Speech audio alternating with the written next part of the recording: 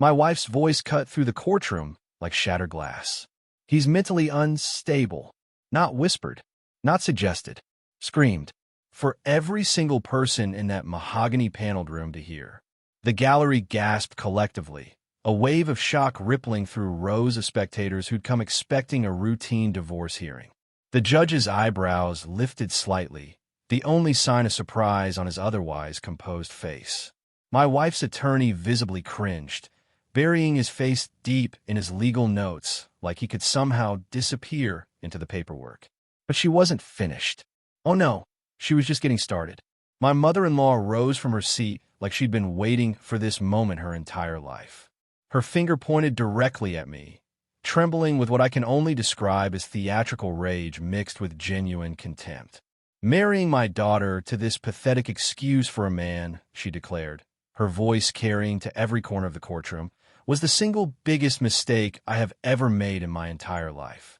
I destroyed my daughter's future with my own hands by allowing him into our family. Please like this video and listen to my story till the end, and let me know which city you're listening from.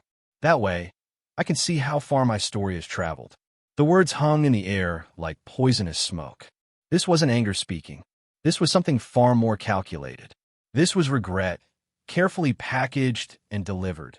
Not for her behavior, not for the cruelty, but for the unforgivable sin of allowing someone like me to marry into their precious, perfect family. And I sat there in complete silence. My name is Ethan Marcus, and that courtroom moment, that exact second when my mother-in-law finished her performance, was when I understood with absolute clarity that I wasn't fighting to save my marriage anymore. That ship had sailed, burned, and sunk months ago. I was fighting for something far more valuable now. I was fighting for the last remaining pieces of my dignity. We were standing in divorce court after 5 years of marriage. 5 years that felt simultaneously like a lifetime and like they'd passed in the blink of an eye. No children, thank God for that small mercy. No property battles over houses or vacation homes. No fights over family heirlooms or investment portfolios.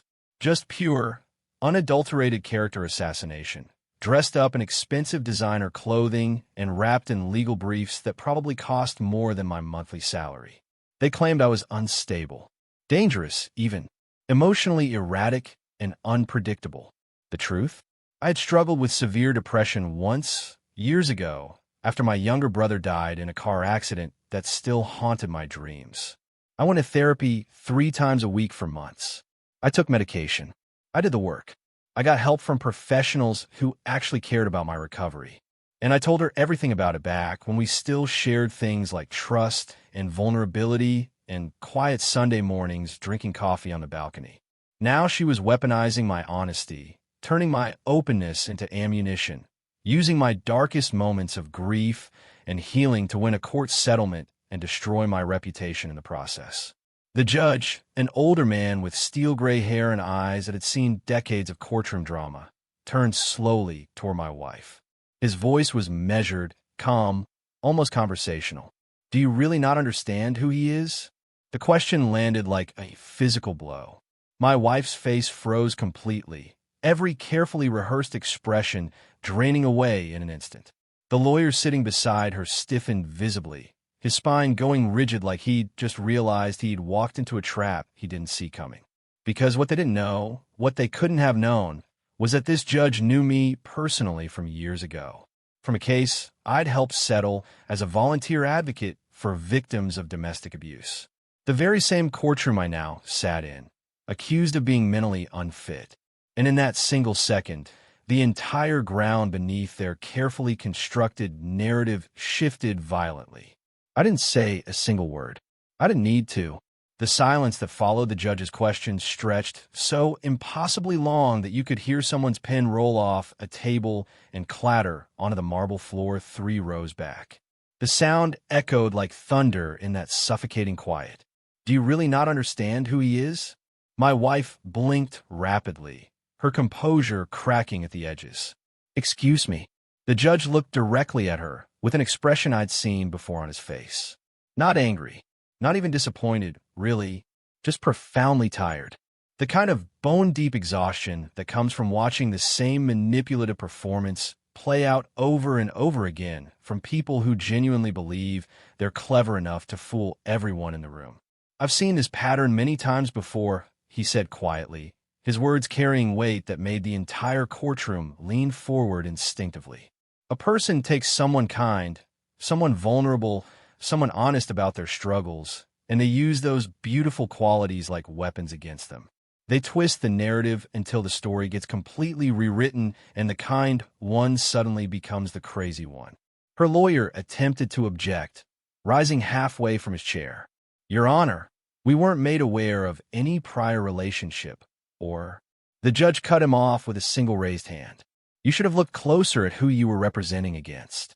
Then he turned his attention fully to me, and his expression softened just slightly, enough that I could see recognition and something that looked almost like respect in his eyes. "Mr. Marcus, I remember the Prescott domestic violence hearing. You were one of the only civilian witnesses who showed up to testify, even when it wasn't safe for you personally, even when you received threats. I remember you quite clearly. My wife's carefully constructed mask cracked down the middle like fractured porcelain. Not shattered completely, not yet, but definitely cracked in a way that everyone could see." She glanced desperately at her lawyer, panic beginning to show in her eyes. He leaned in quickly, whispering something urgent and frantic in her ear. She nodded mechanically, then turned back toward the judge with an expression attempting innocence. "I didn't mean it the way it sounded," she said, her voice suddenly smaller, less certain. "I was upset and emotional. I wasn't thinking clearly. I still said absolutely nothing. Because here's the raw, honest truth that I'd learned through this entire nightmare process. I didn't come to this courtroom today to convince anyone that I was stable or sane or worthy of basic human decency. I came here to show them, to demonstrate with my silence and my stillness, that I wasn't going to let her define me anymore. Not with her carefully crafted lies. Not with her performative pity. Not with her calculated tears that appeared and disappeared on command, like she had a switch. And what she didn't know, what neither she nor her expensive attorney had any idea about, was that outside that courtroom, beyond those heavy wooden doors, I had been preparing meticulously for months. I had character statements from former co-workers who'd known me for years. I had complete medical records showing my entire therapy journey and the professional clearance I'd received, declaring me mentally healthy. I had documented evidence of her controlling behavior, screenshots of her messages, recordings of her threats, witnesses who'd seen her manipulations firsthand. And most importantly, I had one specific document that her lawyer hadn't seen yet. One piece of evidence that would completely change the direction of this trial. Because when someone tries to rewrite your entire life story, when they attempt to paint you as the villain in a narrative they've constructed from lies and half-truths, you better hope to God that person hasn't kept receipts. I had kept every single one. And what happened next would prove that sometimes the quietest person in the room is the one who's been listening, watching, and documenting everything all along. The truth was coming, and it was going to hit like an avalanche. The morning after that explosive courtroom hearing, I woke up to find an email waiting for me from her attorney's office. The timestamp showed it had been sent at 2:47 a.m., which told me someone on their team was either working frantically late or panicking about something. The subject line read, "Requested exhibits for court review. Confirmation required." I opened the email with my coffee going cold beside me, fully expecting the usual legal formalities and procedural documents. The message was brief, professional, completely standard. Attached is a comprehensive summary of all requested exhibits for upcoming court review. Please confirm receipt at your earliest convenience. I clicked on the attachment just to be thorough, just to make sure everything was properly documented on my end. The PDF loaded slowly, page after page of scanned documents, financial records, property assessments, all the boring minutiae of a marriage being dismantled piece by legal piece. And then, buried 2 pages deep in a batch of hastily scanned documents, I found it. A file she absolutely was not supposed to include. An accidental upload that her lawyer must have missed in their rush to submit everything before the deadline. A journal entry. Handwritten, photographed with her phone, uploaded to her Notes app, and converted to digital text. The formatting was messy, inconsistent, clearly not meant for anyone else's eyes. The title at the top made my blood run cold. Divorce Timeline, Mental Fitness Angle, Strategy Notes. My heart didn't race. It slowed down, beating heavy and deliberate in my chest as I began reading her own words, written in her own hand, detailing exactly what she'd been planning for months. She'd written out, step by methodical step, exactly how she would destroy me. Isolate him by leveraging his therapy records. One section read, use his grief over his brother's death to suggest ongoing instability and inability to cope with normal stress. Another paragraph detailed how she would plant subtle stories with mutual friends about erratic behavior.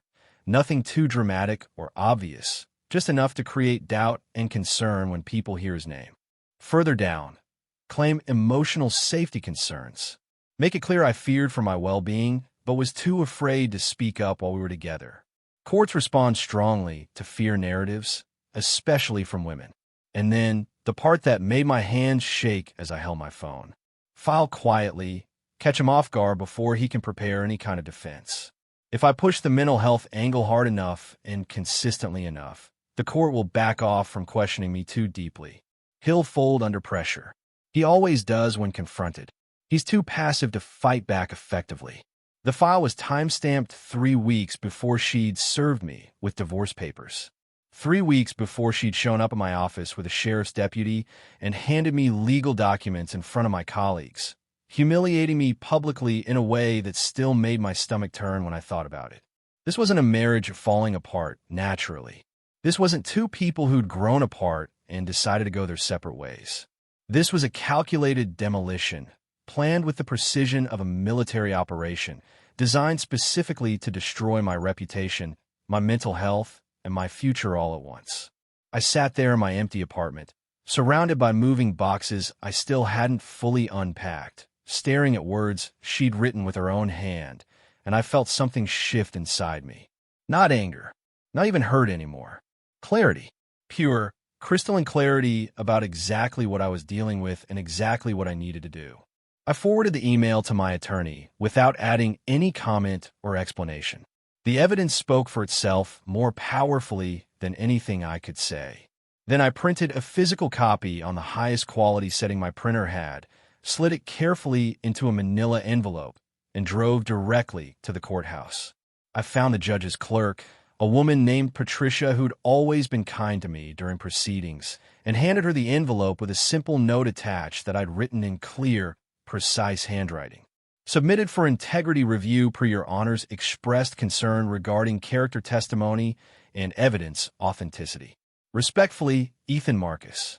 She took it without questions, stamped it received, and promised it would reach the judge's desk before end of business that day. I drove home feeling lighter than I had in months. Later that evening, just as the sun was setting and painting my apartment walls orange and gold, my phone rang.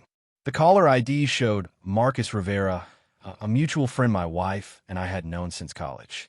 Ethan, Marcus said the moment I answered, his voice tight with an emotion I couldn't quite identify.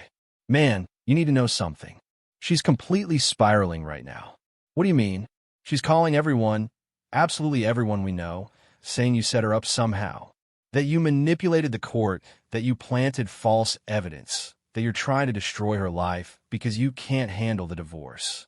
I closed my eyes and leaned back against my kitchen counter. Marcus, I haven't set anyone up. I know that, he said quietly. I've known you for 15 years, man. I know exactly who you are. But she's panicking badly, and panic makes people dangerous. What exactly is she saying? That you're going to pay for what you've done. That you think you've won, but this isn't over. That she has resources and connections you can't imagine. He paused. Ethan, I'm worried she might do something really stupid. I'm not afraid of her anymore, I said, and realized as I spoke the words that they were completely true. She played a game she thought she'd win. She played herself. Just be careful, Marcus urged. Document everything. Don't engage if she tries to contact you directly. I won't. After we hung up, I sat in the growing darkness of my apartment and thought about how truth has a way of surfacing no matter how deeply someone tries to bury it. I hadn't manufactured evidence. I hadn't manipulated anyone. I hadn't set elaborate traps or played mind games. I had simply waited, prepared thoroughly, and let her own words, her own documented plans, her own arrogant confidence in her ability to deceive everyone around her become the evidence that exposed everything. Sometimes the most powerful thing you can do is absolutely nothing except preserve the truth and wait for the right moment to present it. That moment was coming soon, and when it arrived, the entire foundation of her carefully constructed lies would collapse under the weight of her own documented deception. Would you stay silent in court while someone destroyed your reputation, or would you fight back immediately? The choice I made next would change everything. Stay with me. By the time we returned to court for the continuation of proceedings, the entire atmosphere in that building had fundamentally shifted.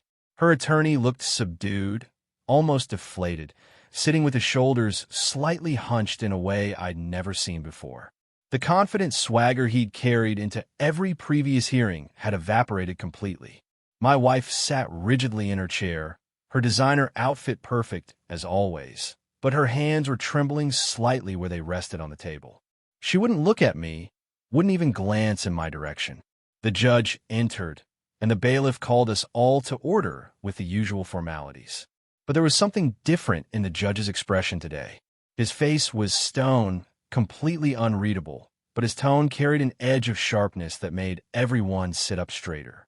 This court has reviewed supplemental material that was submitted following our last session. He began, his voice measured and deliberate. Material that significantly impacts the credibility of certain claims that have been made in these proceedings. My wife's attorney shifted uncomfortably. Before we proceed with today's agenda, the judge continued, I'd like to call a character witness forward. Her attorney blinked in visible confusion, clearly caught off guard. Your Honor, with respect, may I ask who submitted this witness request? We weren't notified of any additional character witnesses in advance as required by. The heavy courtroom doors opened with a sound that seemed impossibly loud in the tense silence. Every head turned. Sarah Prescott walked in. The same Sarah from that domestic violence case I'd testified in 7 years ago. Back then, she'd been a terrified woman trying to escape a husband who'd put her in the hospital 3 times. She'd been thin, shaking, barely able to speak above a whisper when she told her story on the stand. Now she walked with her head held high, dressed in professional clothing, her posture radiating quiet confidence. She'd become a counselor at a women's shelter and a community advocate for abuse survivors. I'd followed her journey from a distance, proud of her transformation, but never expecting to see her again. She looked directly at me as she approached the witness stand, and something in her eyes told me she knew everything. Everything that had been said, everything that had been done to me, every lie that had been told in this courtroom. Then she looked at my wife, and the expression on her face was one of recognition. The kind of recognition that comes from seeing your own abuser's tactics being used on someone else.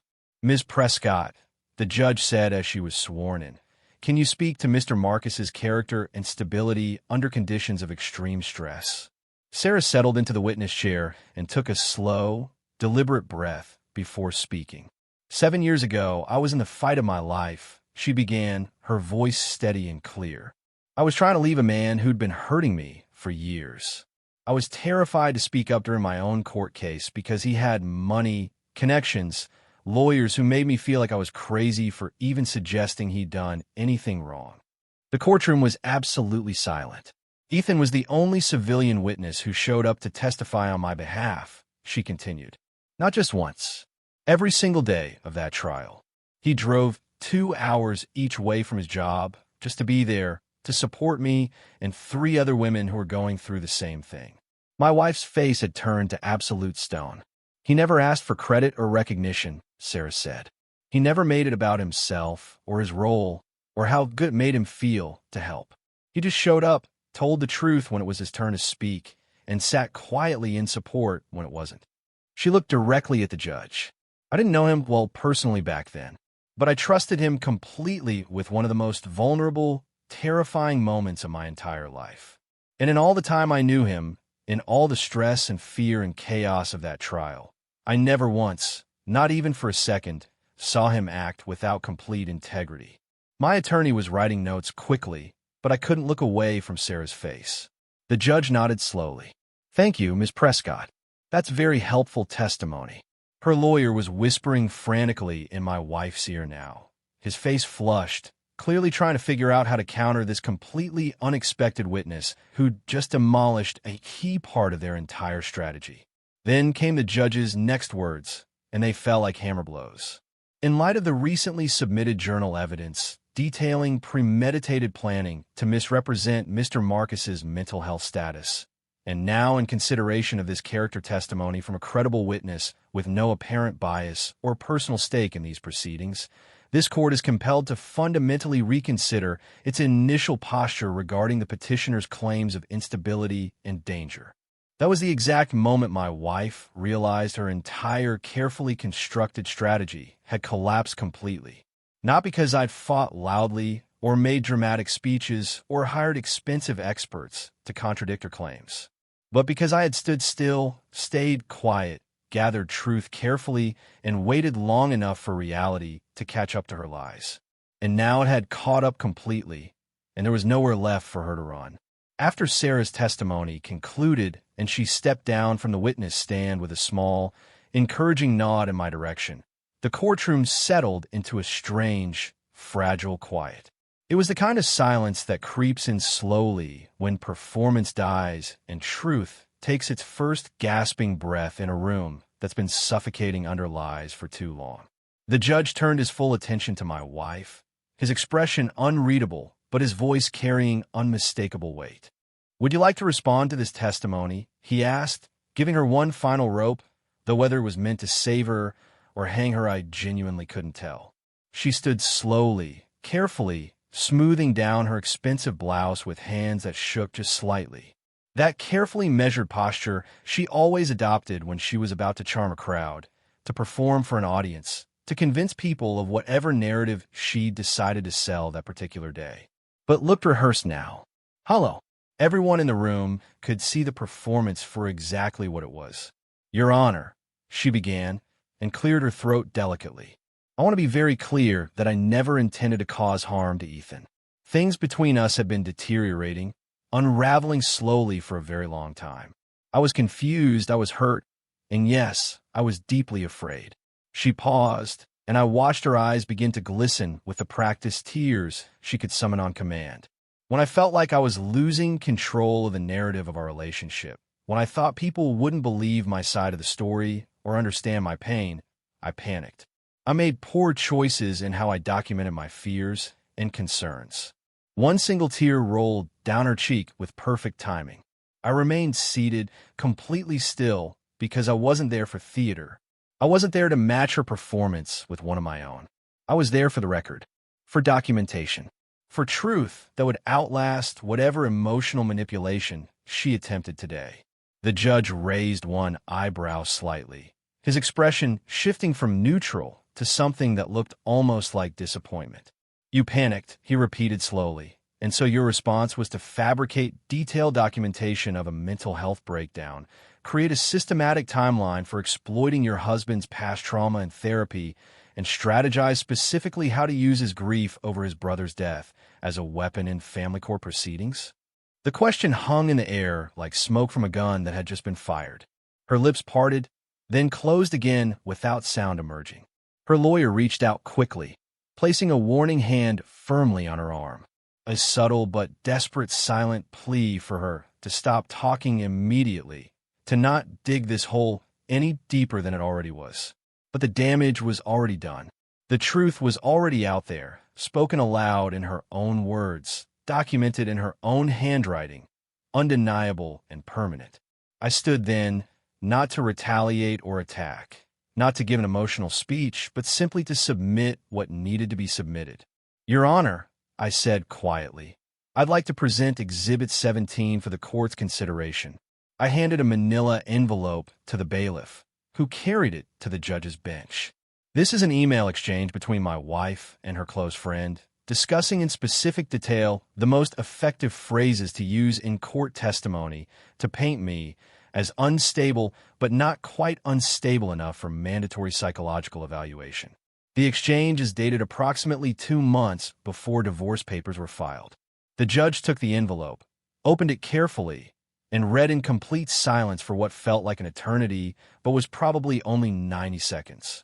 When he finally looked up, his expression had hardened into something I'd never seen before in all my time in that courtroom. "Thank you, Mr. Marcus," he said simply. Then he looked at both legal teams with finality in his eyes. "This court will adjourn until the final ruling, which will be delivered next Wednesday at 9 a.m. All parties are required to be present." He stood, and we all stood with him automatically. My wife didn't look back as she left the courtroom, walking quickly with her head down, her lawyer following close behind, trying to talk to her in urgent whispers she appeared to be ignoring.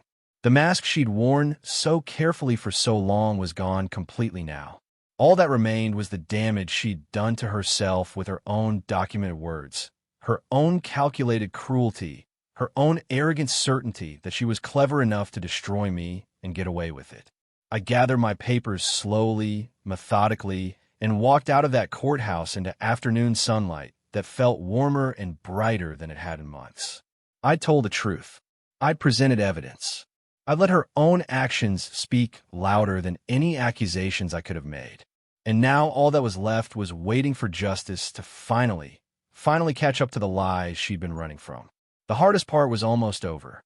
The truth was winning. Have you ever had to fight someone who was determined to destroy your reputation? What would you have done in my position? The final confrontation was coming, and what happened next would change both of our lives forever. The courtroom was absolutely packed when the final hearing day arrived the following Wednesday morning. Both legal teams sat at their respective tables, looking somehow both prepared and anxious. Court reporters checked their equipment with unusual care. And in the back rows, I noticed at least 3 or 4 local journalists, probably tipped off by someone on our legal team, hoping for sympathetic coverage about a woman wronged by the system or some similar narrative they could spin. My wife wore white that day, the kind of pristine, innocent white that's usually reserved for weddings or public apologies designed for maximum visual impact. I wore gray, neutral, quiet, unremarkable. The judge entered precisely at 9 a.m. with no readable expression on his weathered face. We all stood on command, sat when instructed, and waited in suffocating silence for him to speak. He settled into his chair, reviewed the thick file in front of him one more time, looked at both of us directly, and then spoke with measured, deliberate calm that somehow carried more weight than any shouting could have. "This court has thoroughly reviewed all submitted evidence over the past week," he began. "This includes the journal entries detailing premeditated strategy, the character testimonies from multiple credible witnesses, the digital communications between the petitioner and third parties, and the voluntary admissions made under oath during our previous session."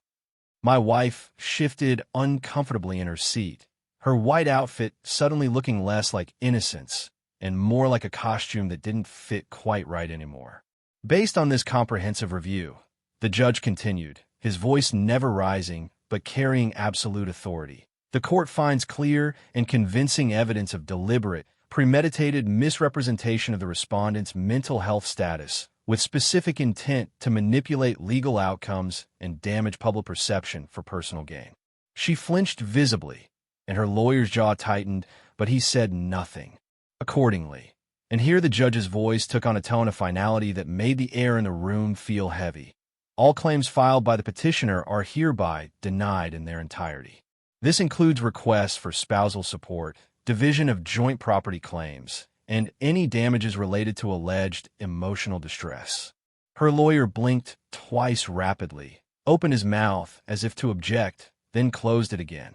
No objections came, just stunned silence from their side of the courtroom. Furthermore, the judge continued, "Not finished yet. The court awards the respondent, Mr. Ethan Marcus, full ownership of the marital residence located at 847 Maple Drive, exemption from any shared debt accrued during the marriage, and complete restoration of personal assets that were previously frozen under claims this court now finds to be demonstrably false." I didn't move. I didn't even allow myself to breathe normally. I just sat there, letting the words wash over me, feeling years of weight beginning to lift from my shoulders. The judge looked directly at my wife for what would be the final time in official capacity. "Ms. Victoria Marcus," he said, and the use of her full name made her sit up straighter involuntarily. "Courts exist not only to protect the genuinely vulnerable and provide justice for those who have been wronged. Courts also exist to protect truth itself from those who would weaponize the legal system for personal vendettas or financial gain." She was crying now, but these weren't the calculated, performative tears she'd summoned so easily before. These were real, messy, desperate tears of someone watching their entire strategy collapse in real time. "Your actions in this matter sought to exploit both the vulnerable and truth simultaneously," the judge continued relentlessly. "You attempted to use this court as a weapon against someone whose only crime appears to have been honest vulnerability about past struggles and genuine grief over family tragedy." He paused, letting those words settle into every corner of the room. "This court strongly recommends that you take significant time to consider the implications of attempting to destroy another person's mental health and reputation for personal benefit. The consequences of such actions extend far beyond this courtroom and this ruling." The gavel came down with a sharp crack that sounded like finality itself. "This matter is concluded. Court is adjourned." It was over.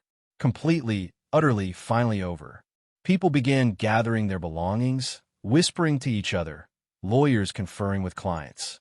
The journalists in the back were typing frantically on their phones, probably already drafting headlines that would tell a very different story than the one her team had hoped for.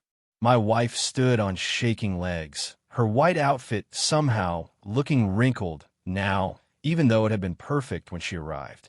She walked past me in the hallway outside the courtroom without saying a single word, without even glancing in my direction. Her heels clicked too loudly against the marble floor, echoing in the corridor, the only sound in the strange bubble of quiet that surrounded her exit.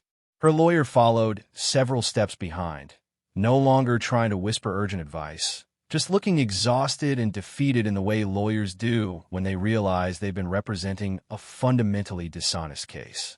I stood there for a long moment, just breathing, just existing in the reality that I'd won. Not through manipulation or lies or expensive legal tricks, but through simple, documented truth and the patience to let that truth speak for itself. Later that evening, alone in what was now legally my house again, I opened the last document my attorney had sent over. The official court filing, stamped and sealed, titled in formal legal language. "Final Judgment and Order. Restitution of Character and Assets. Marcus versus Marcus." But to me, it meant something much simpler and more profound. It was written proof that the truth had won. That lies, no matter how carefully crafted, eventually collapse under their own weight. That silence and patience and documentation can be more powerful than the loudest accusations. She had tried to bury me with fabricated mental health crises, with weaponized therapy records, with strategic character assassination designed to leave me with nothing. And in the end, I had let her dig her own grave with her own words, her own documented plans, her own arrogant certainty that she was smarter than everyone else in the room. The truth didn't need me to shout it. It just needed me to preserve it and present it at exactly the right moment. And that's exactly what I'd done. I set the court order down on my kitchen table, poured myself a glass of the whiskey my brother and I used to share, and raised it silently to his memory. I didn't fold. I whispered to the empty room. "You always said I was stronger than I thought. You were right." The house was quiet around me, but it wasn't the suffocating quiet of loneliness anymore. It was the peaceful quiet of a battle finally finished, a war finally won, and a man finally free. By the following week, the aftermath of the court ruling began rippling outward in ways I hadn't fully anticipated. My wife's social media presence, which had been carefully curated and aggressively maintained for years, changed dramatically almost overnight. Gone were the aspirational vacation photos with carefully written captions about finding yourself and embracing new journeys. deleted were the filtered beach shots with inspirational quotes overlaid in fancy fonts. Removed entirely were the posts about healing and freedom and learning to love yourself after toxic relationships. Now her profiles were completely silent. A blank gray circle where her profile picture used to be. Accounts set to private with no recent activity visible to anyone outside a very small circle of remaining supporters. Because her carefully constructed narrative wasn't working anymore. The story she tried to sell of the wronged wife escaping an unstable husband had been exposed as fiction. And once that kind of lie unravels publicly, there's no putting it back together. The mutual friends we'd shared, people we'd known for years through work and social circles and community events, started reaching out to me privately. The messages came in slowly at first, then more frequently as word spread about what had actually happened in that courtroom. Ethan, I had absolutely no idea it had gotten that bad. She told us you were genuinely unstable and potentially dangerous. She showed us texts that she said proved you were threatening her. I'm so sorry I believed her without asking for your side. I feel sick about this. She lied to everyone. Made us all think you were the problem when she was the one orchestrating everything. How do I even apologize for that? She manipulated all of us, used our trust and friendship to build her case against you. I should have questioned it more. I should have known better. I didn't respond to most of these messages, at least not immediately. Not out of spite or pride or a desire to make them feel worse, but because I genuinely didn't need their validation anymore. The court had validated me. The truth had validated me. My own conscience, clear and unburdened, validated me every single day. Their apologies, while appreciated in some distant way, couldn't give me back the months of isolation and pain their willingness to believe lies had caused. But I understood why they believed her. She was extraordinarily convincing. That was her gift, her talent, her weapon. And most people want to believe victims, want to support people who claim to be hurt or afraid. The problem was she hadn't been a victim.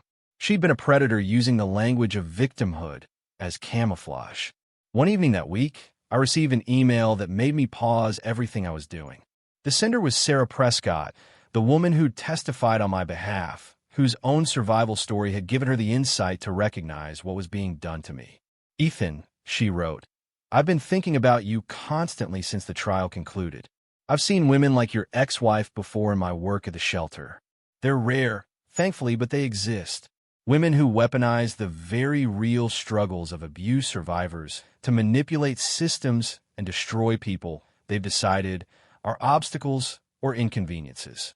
What she did, using mental health, stigma, and grief as weapons, fabricating documentation of instability, that takes a special kind of calculated cruelty that most people can't even imagine. But you standing there in complete silence, letting the truth do all the heavy lifting, letting her own words condemn her without adding your own anger or bitterness to the mix. That takes a kind of strength most people never find in their entire lives. I wanted you to know that your testimony in my case 7 years ago quite literally saved my life. Knowing someone believed me, someone with no personal stake in my situation, gave me the courage to keep fighting when I wanted to give up. And now, watching you fight this battle with such dignity and patience, you've reminded me why I do this work, why truth matters, why integrity matters even when it's harder than lying.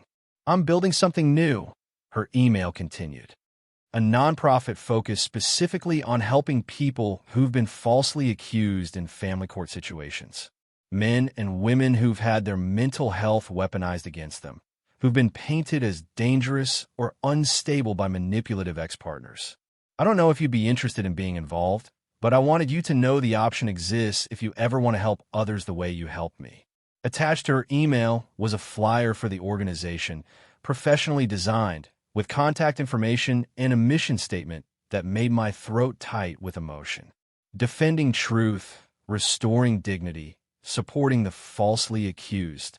I sat there reading and rereading that email for probably 20 minutes, feeling something shift inside me that I couldn't quite name at first.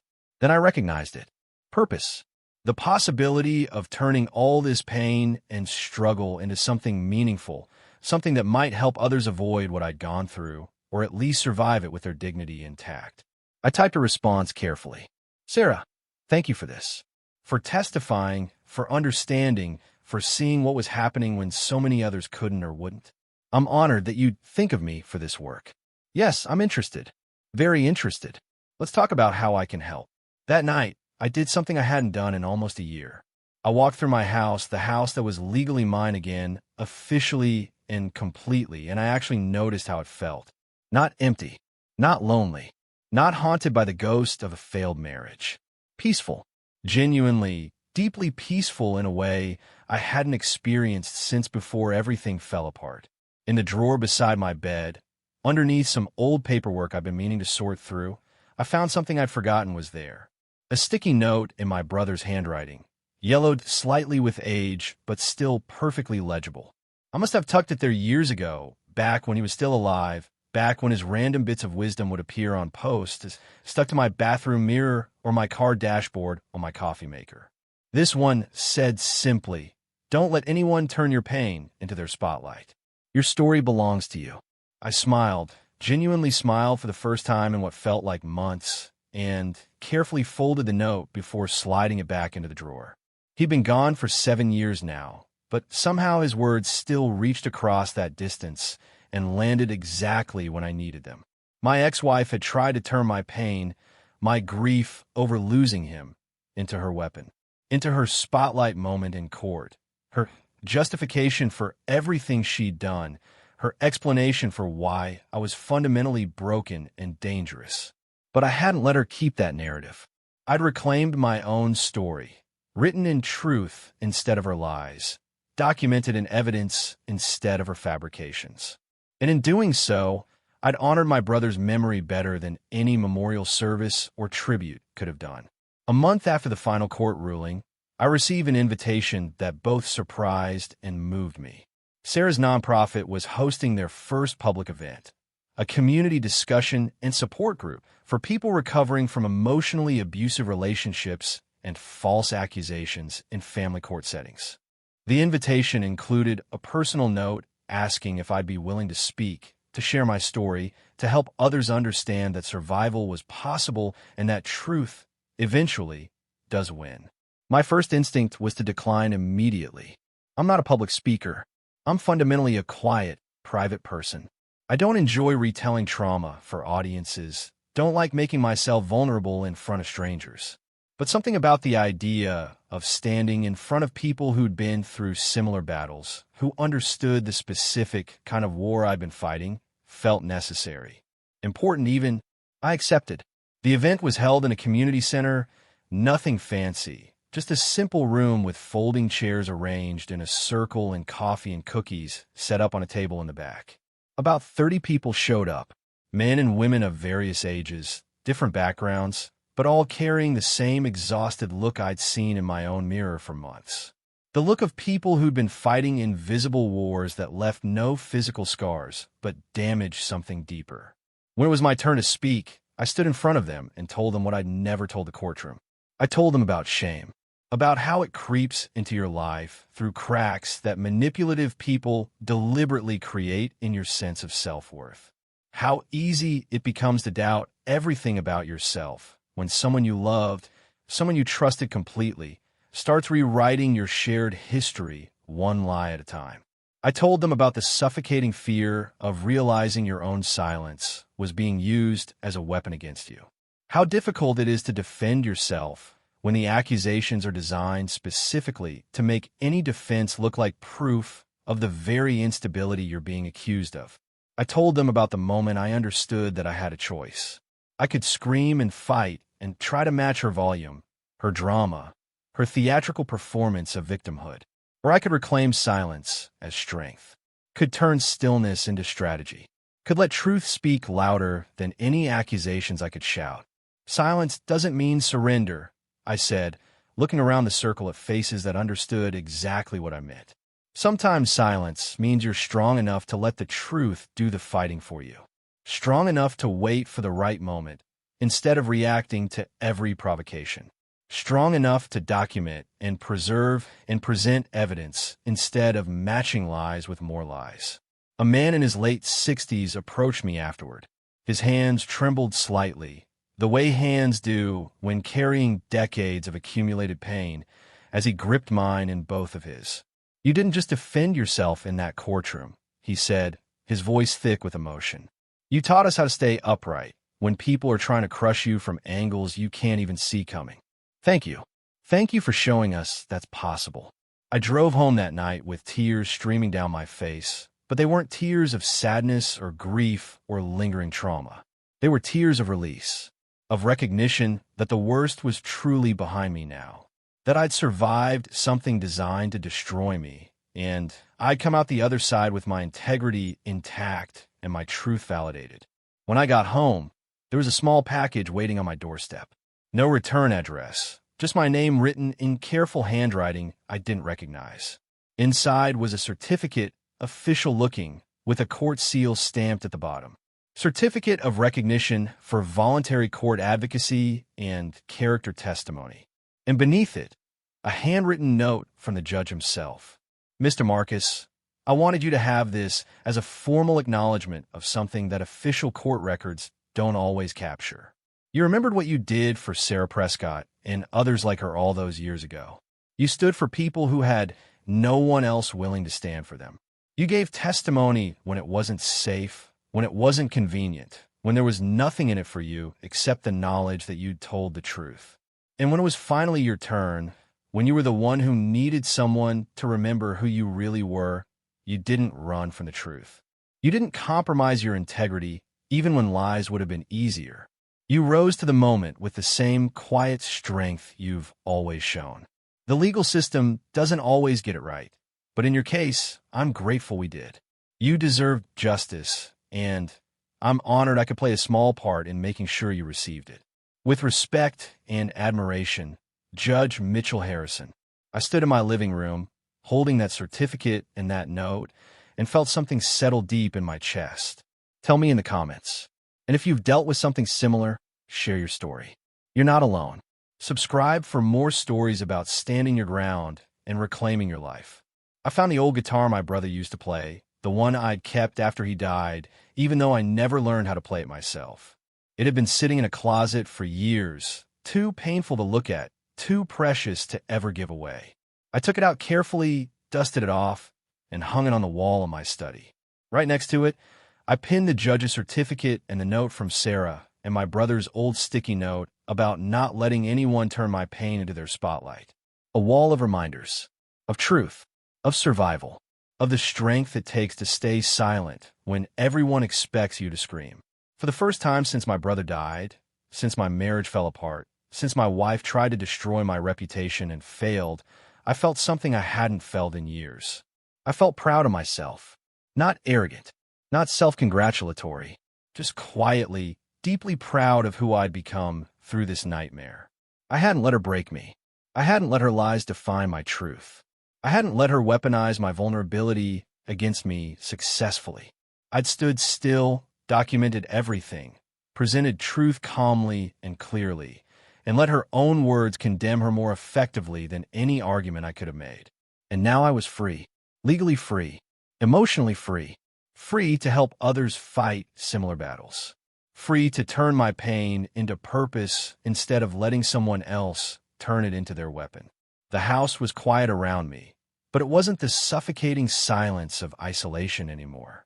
It was the peaceful quiet of a man who'd fought for his dignity and won it back, of a man who'd refused to let lies become his legacy, of a man who'd discovered that sometimes the bravest thing you can do is absolutely nothing except preserve the truth and wait for exactly the right moment to let it speak. That moment had come. The truth had spoken, and justice finally had listened. I was Ethan Marcus. I'd been called mentally unstable, dangerous, emotionally unfit, and I'd proven, with nothing but silence and documented truth, that none of those things were true. My story wasn't over. It was just beginning. But this chapter, this painful, necessary chapter, was finally completely closed, and I was ready for whatever came next.